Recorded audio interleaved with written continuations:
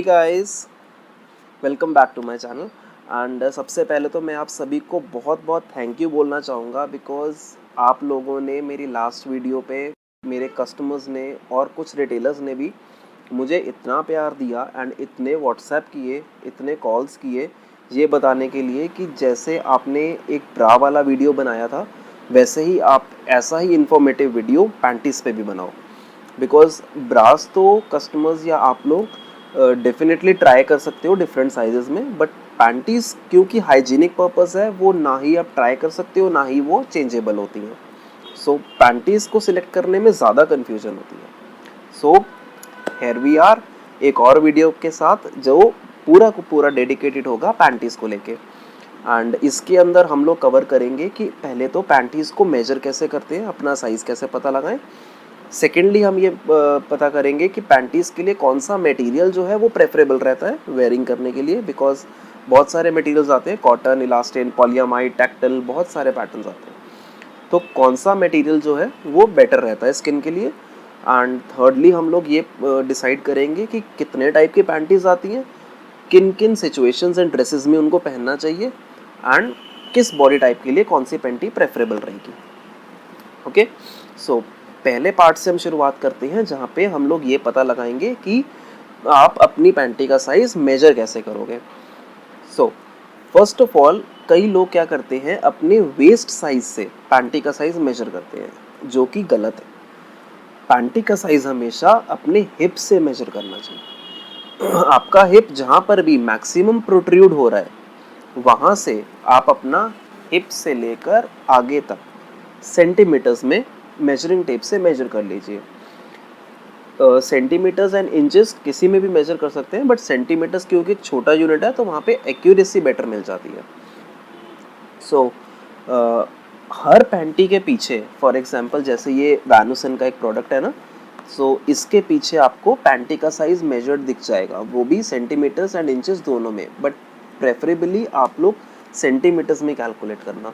Similarly जैसे ये एक जॉकी प्रोडक्ट है, इसके पीछे भी पैंटी का एक साइज चार्ट दिया होता है ये वाला. हर पैंटी के पीछे ऑलमोस्ट आपको एक साइज चार्ट मिल जाएगा, तो आप उसमें चेक कर सकते हैं कि आपका सेंटीमीटर्स का जो मेजर आ रहा है वो इनमें से किस small, medium, large, XL, double XL किस कैटेगरी में लाया करता है. अब कुछ पैंटीज ऐसी होती हैं, जैसे ये तो 3 एग्जाम्पल थे हमारे वैनुसन, जॉकी एंड इसके एनामोर के.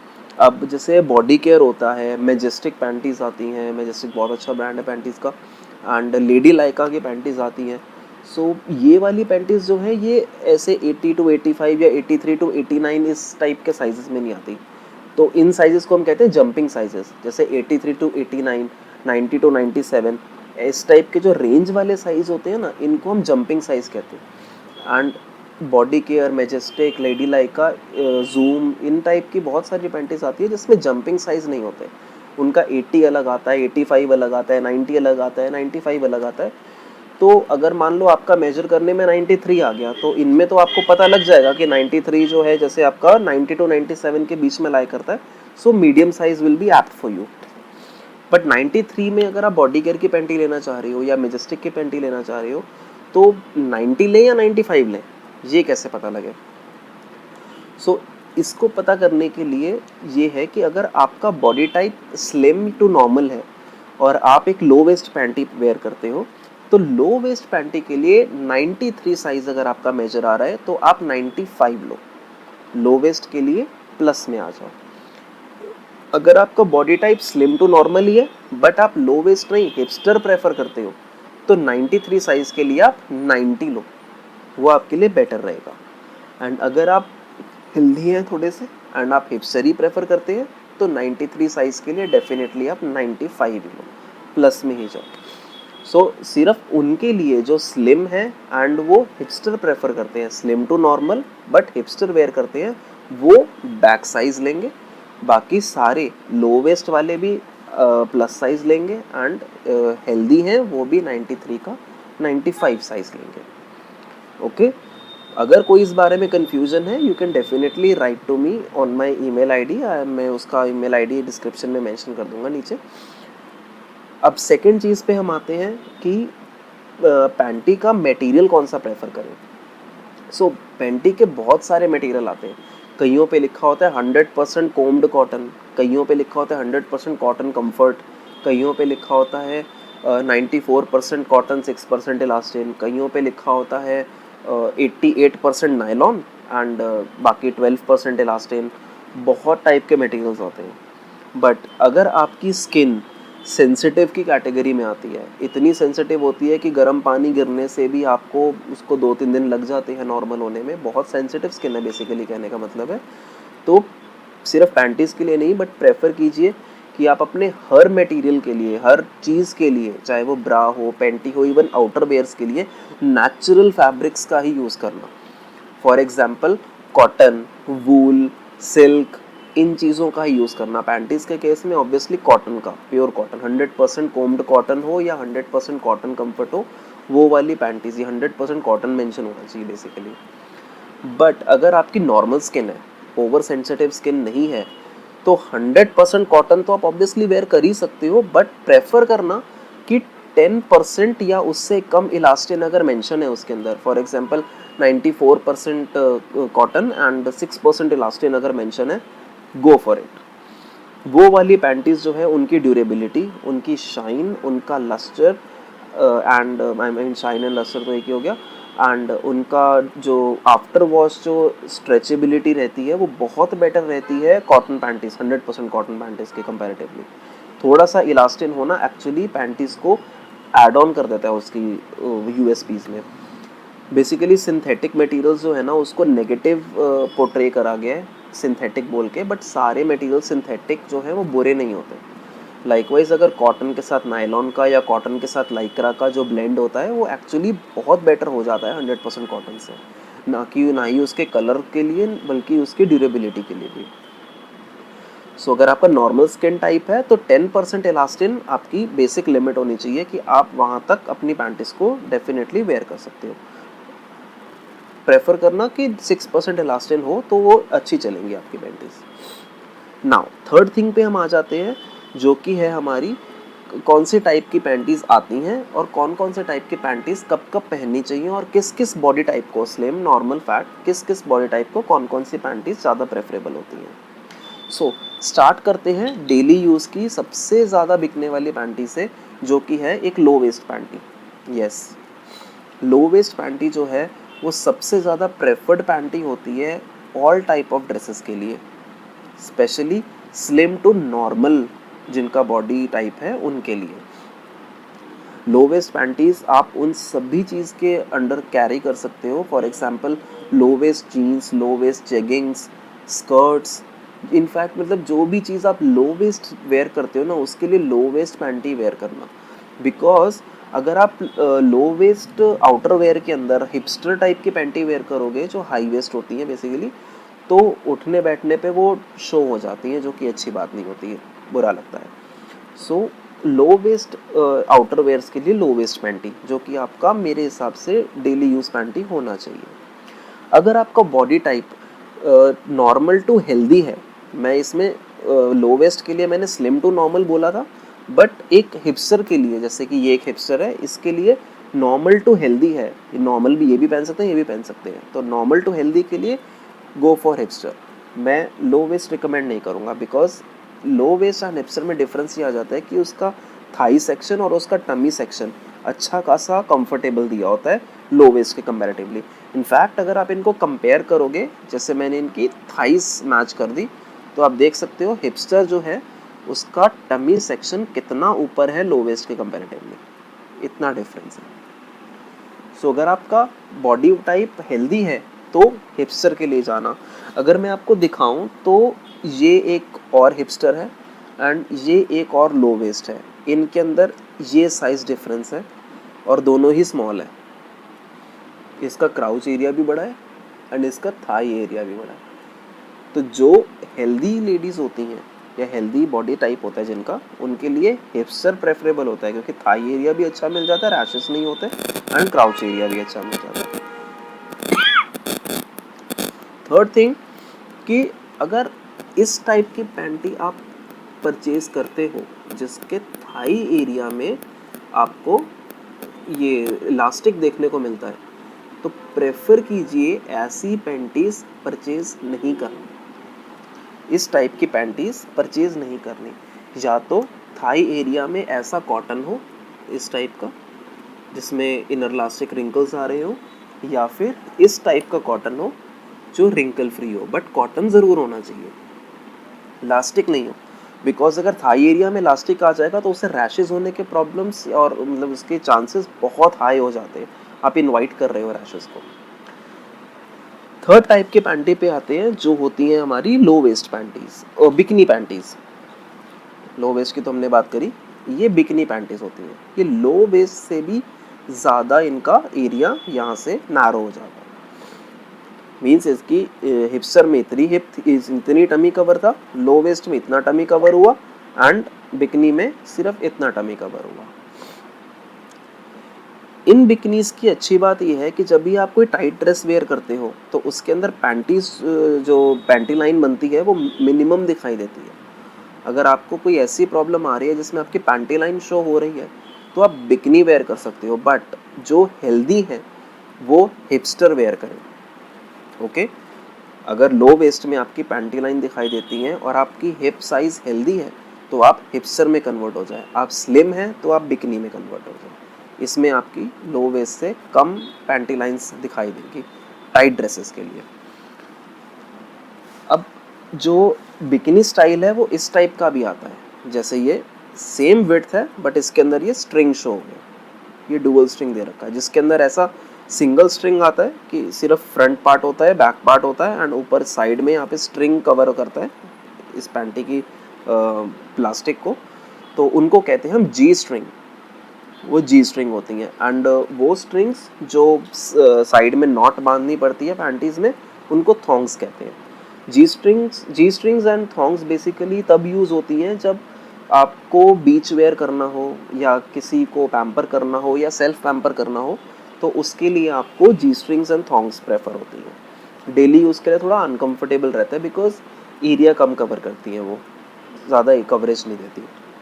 अगर आप हेल्दी हैं एंड हिपस्टर में भी आपको पैंटी लाइन्स शो हो रही हैं, फॉर एग्जांपल लेगिंग्स में, जेगिंग्स में, इन सब में शो हो रही हैं, सो हिप्स हेल्दी हिप के लिए ये बॉय लेग्स आप प्रेफर कर सकते हैं। इनको बॉय लेग्स, शॉर्टी या बॉय शॉर्ट तीनों नाम से बुलाया जाता है, and all three are same.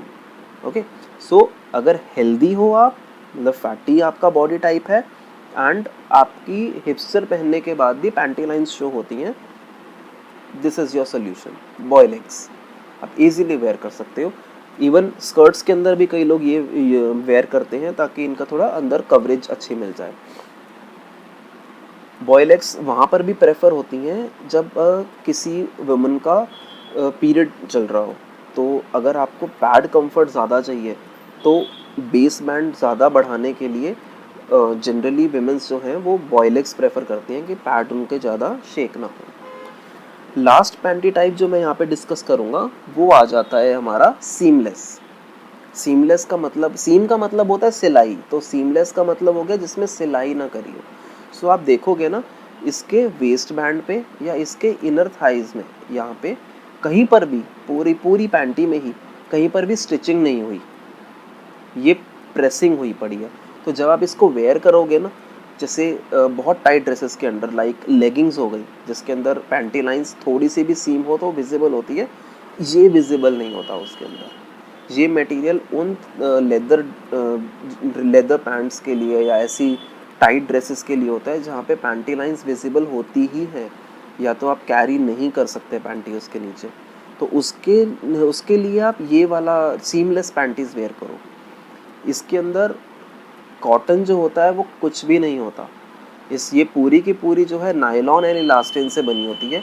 But इसमें अच्छी बात ये होती है कि इसका जो क्राउच एरिया होता है ये वाला, इसके अंदर आगे की तरफ पूरा कॉटन लगाया होता है। अगर मैं इसको ट्विस्ट करके दिखाऊं तो ये एरिया जो इन्होंने लाइनिंग दिखा रखी है अंदर, ये पूरा एरिया क्राउच वाला ये कॉटन है, ये इतना एरिया ये अंदर से कॉटन है। इनफैक्ट मैं आपको इसको प्रॉपरली दिखा देता हूँ। पहली बात तो कि क्योंकि ये कॉटन नहीं है तो ये फुल स्ट्रेच हो सकती है विड्थ वाइज भी एंड लेंथ वाइज भी। इसको कहते हैं 4-वे स्ट्रेच। ये 4-वे स्ट्रेच होती है। एंड अब मैं इसको इनसाइड आउट कर देता हूँ पैंटी को, जिसमें आपको इजीली पता लग जाए कॉटन कहाँ यूज़ हुआ है। ये इस लेयर को इन्होंने डबल कर रखा है, जिसके अंदर कोई भी प्रॉब्लम नहीं आती आपको क्राउच हाइजीन के लेकर। So this is a very good initiative कि पैंटीज़ जो कि कॉटन नहीं होती वहाँ पे क्राउच एरिया का ध्यान रखा जाता है।